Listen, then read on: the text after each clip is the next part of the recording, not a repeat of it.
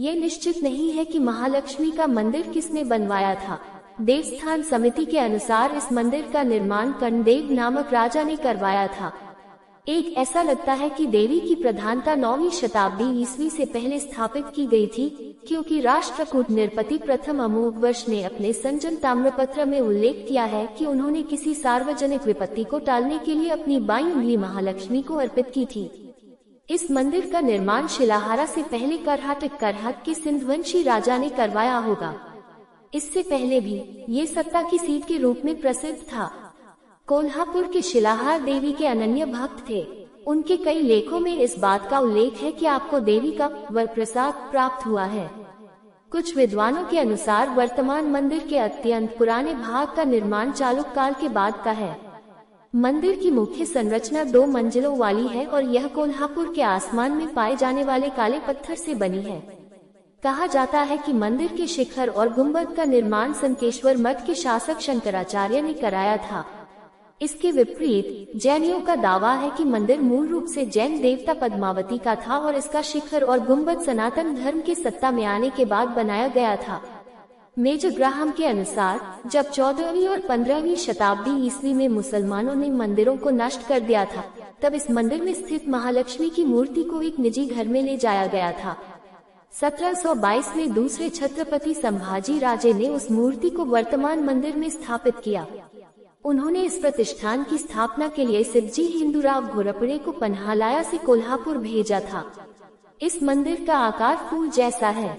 यह मंदिर वास्तुकला की प्रसिद्ध हेमाडपंथी शैली में बनाया गया है, जिसमें बड़े वर्गाकार या आयताकार पत्थर बिना भरे एक दूसरे के ऊपर रखे गए हैं। मंदिर का मुख पश्चिम की ओर है और मुख्य द्वार पर एक नगर खाना है। पश्चिम में मुख्य द्वार को छोड़कर उत्तर, पूर्व और दक्षिण में प्रवेश द्वार हैं। उत्तरी दरवाजे पर एक बड़ी घंटी है जो दिन में 5 बार बजाई जाती है। इस दरवाजे को घाटी दरवाजा कहा जाता है। मंदिर में हवा के प्रवेश के लिए कोई जगह नहीं है। पूर्व की ओर बड़े गुंबद के नीचे महालक्ष्मी की मूर्ति है और उत्तर और दक्षिण की ओर 2 छोटे गुंबदों के नीचे महाकाली और महासरस्वती की मूर्तियां हैं।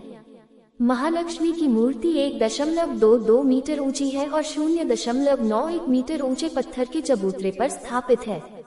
मंदिर के मुख्य भवन के प्रवेश द्वार से प्रवेश करने के बाद बने मंडप को प्रवेश मंडप या गरुड़ मंडप कहा जाता है।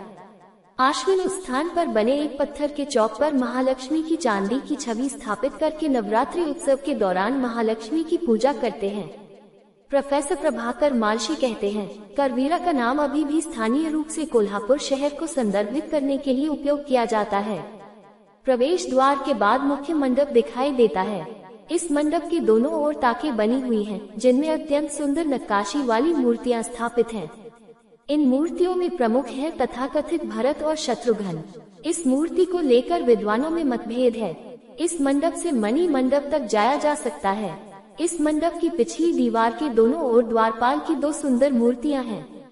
इन द्वारपालों का नाम जय और विजय है और मूर्तियां 3.05 मीटर ऊंची युद्ध मुद्रा में उकेरी गई हैं। मणि मंडप से कोई भी आंतरिक केंद्र तक जा सकता है जहां महालक्ष्मी की मूर्ति रखी गई है। उस जगह पर एक बंद रास्ता है और पहले वहां अंधेरा था। भगवान की परिक्रमा करने वाले भक्तों को परेशानी न हो, इसके लिए बिजली की लाइटें लगाई गई हैं। गभारा के गलियारे की दीवारों के साथ साथ गभारा और मणि मंडप में भी संगमरमर का फर्श लगाया गया है। मंदिर की मुख्य इमारत बहुमंजिला है और इसके शीर्ष पर एक लिंग है जिसमें महालक्ष्मी की मूर्ति है। मुख्य मंदिर के बाहरी हिस्से में अद्भुत नक्काशी है। थोड़ी थोड़ी दूरी पर ताके हैं और प्रत्येक ताक में काले पत्थर पर नक्काशीदार दिव्य संगीतकारों और अप्सराओं की आकृतियां हैं। कहा जाता है कि शंकराचार्य द्वारा इस मंदिर के ऊपरी हिस्से के निर्माण में 1 लाख रुपए की लागत आई थी, जिसे गरुड़ मंडपम या सभा मंडपम कहा जाता है।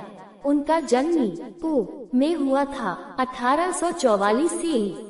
इसका निर्माण 1867 के दौरान किया गया था।